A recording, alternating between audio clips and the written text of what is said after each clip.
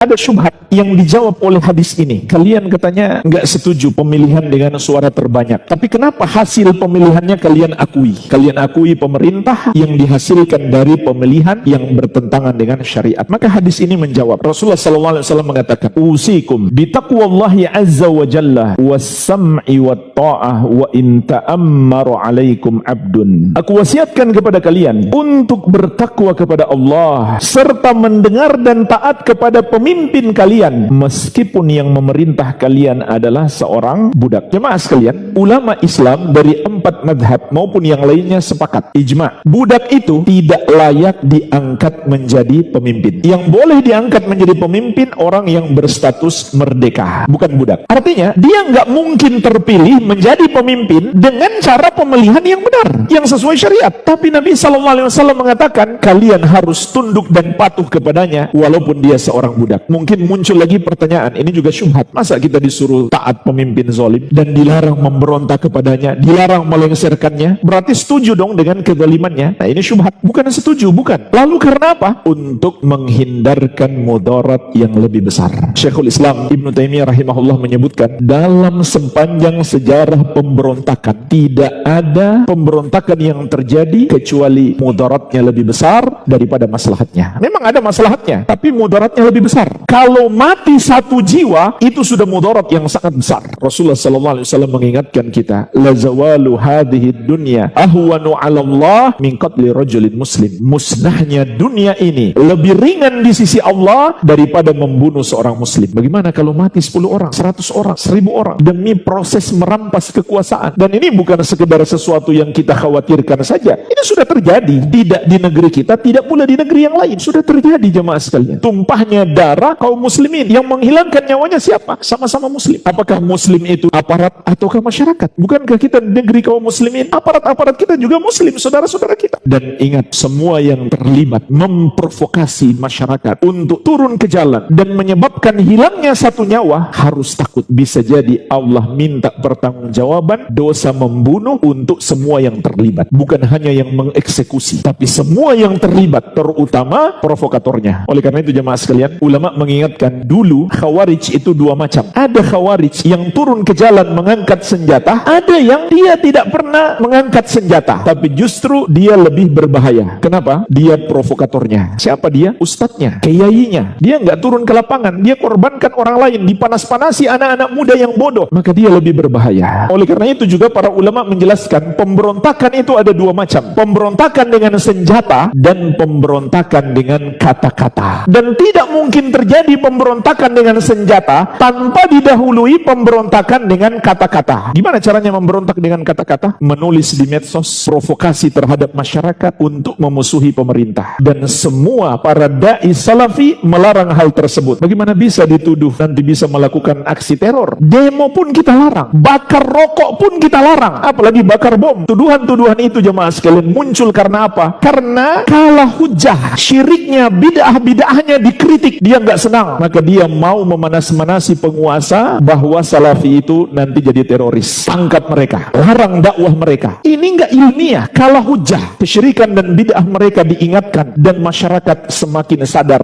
meninggalkan syirik dan bid'ah. Maka orang-orang yang mengingatkan syirik dan bid'ah itu dituduh sebagai teroris. Justru bid'ah pertama dalam Islam, bid'ah terorisme, bid'ah khawarij.